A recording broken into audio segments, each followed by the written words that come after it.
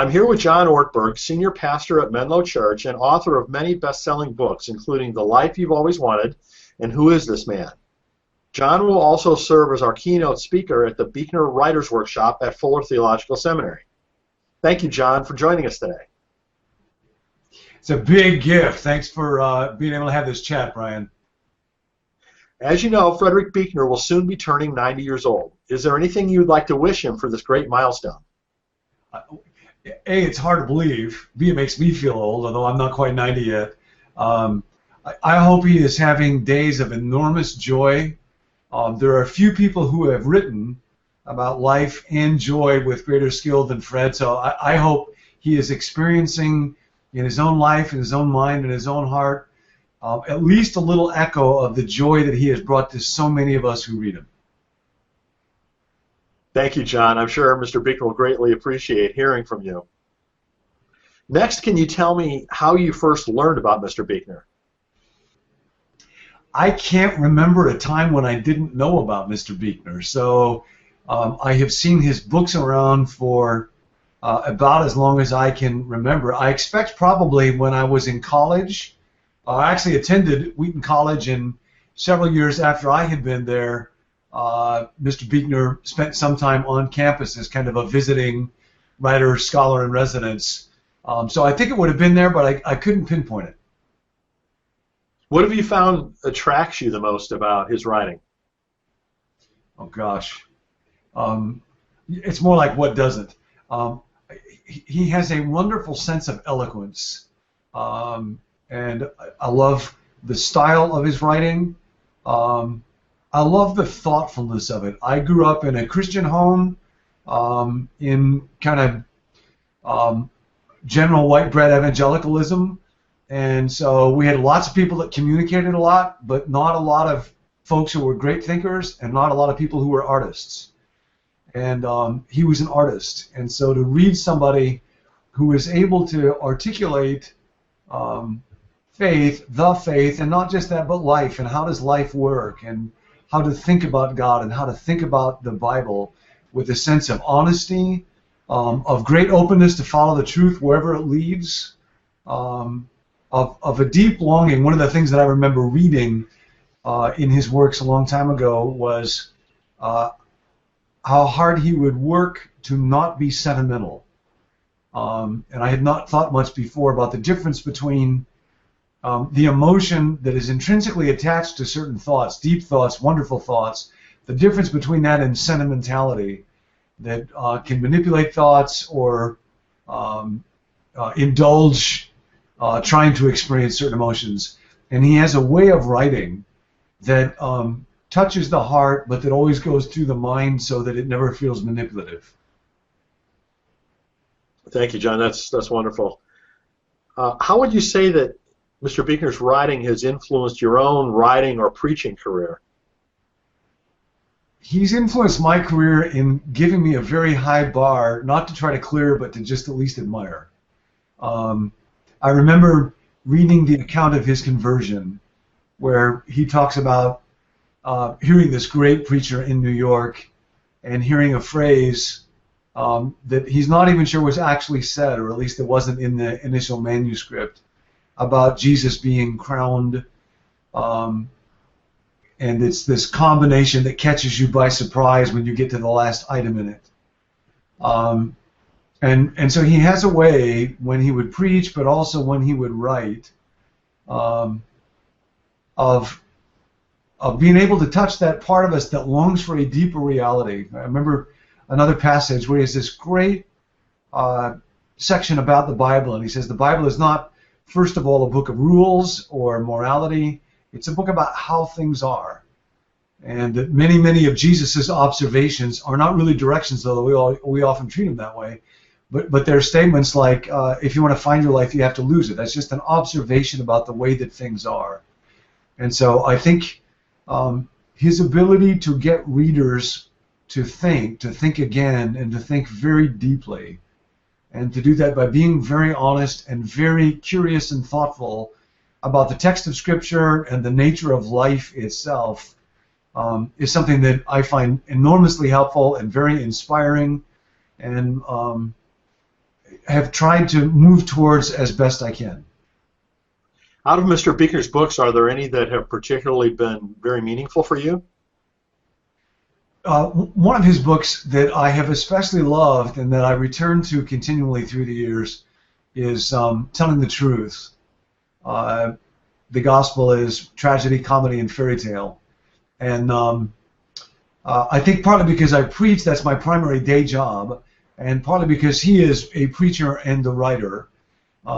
Probably mostly a writer, also a preacher, and in my case, I'm mostly a preacher, but also a writer. That book is so connected to the craft that I'm devoted to and addresses it with such a great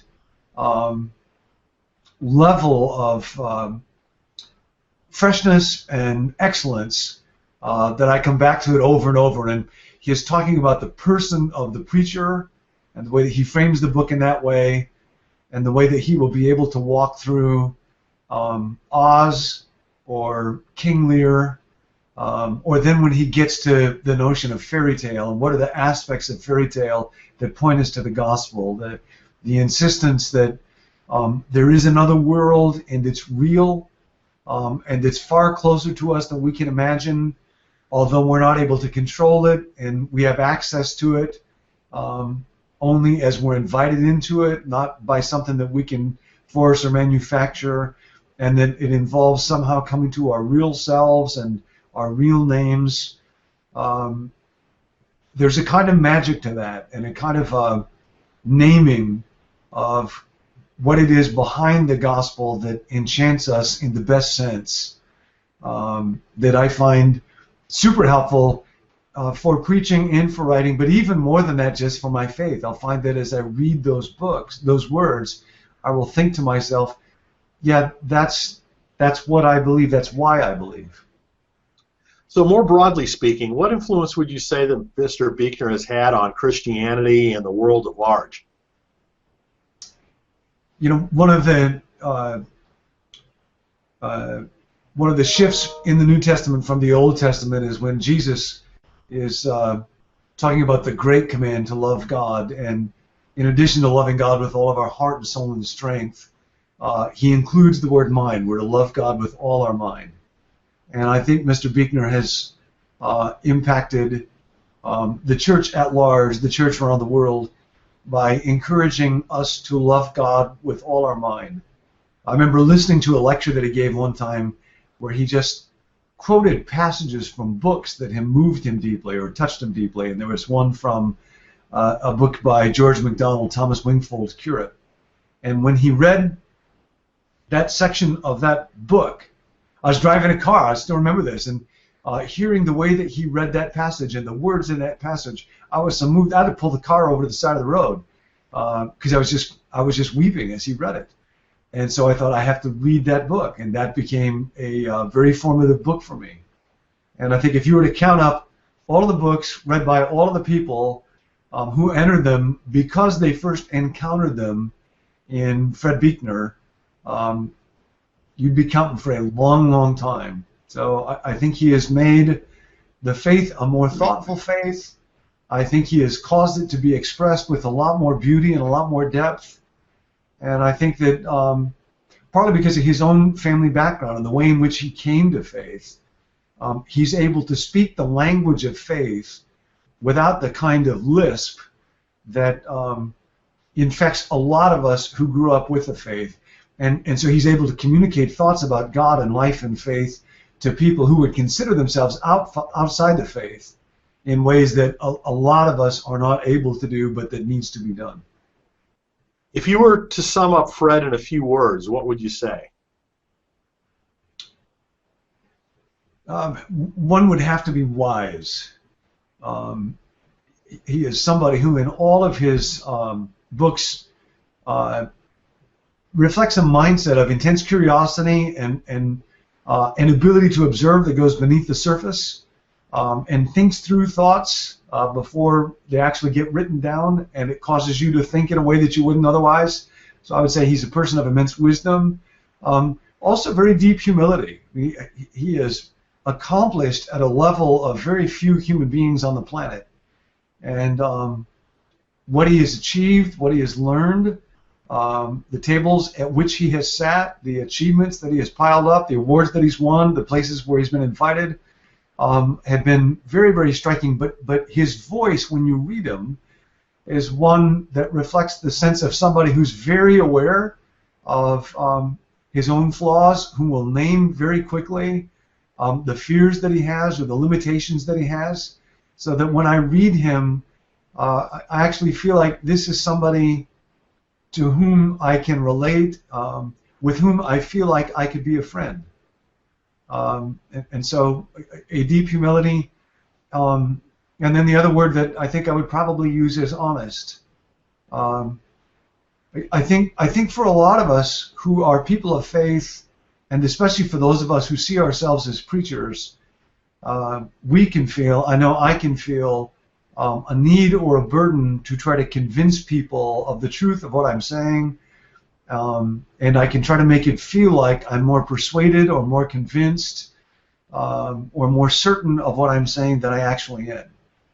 And I think, ironically, part of what is most persuasive about Mr. Buechner is that one gets the sense in reading him that he's not trying to persuade, that he's trying to understand what it is that he himself believes and how he himself sees things and thinks about things, and is always open to name the doubts and shadows inside his heart, and that honesty ends up being more persuasive than very polished arguments.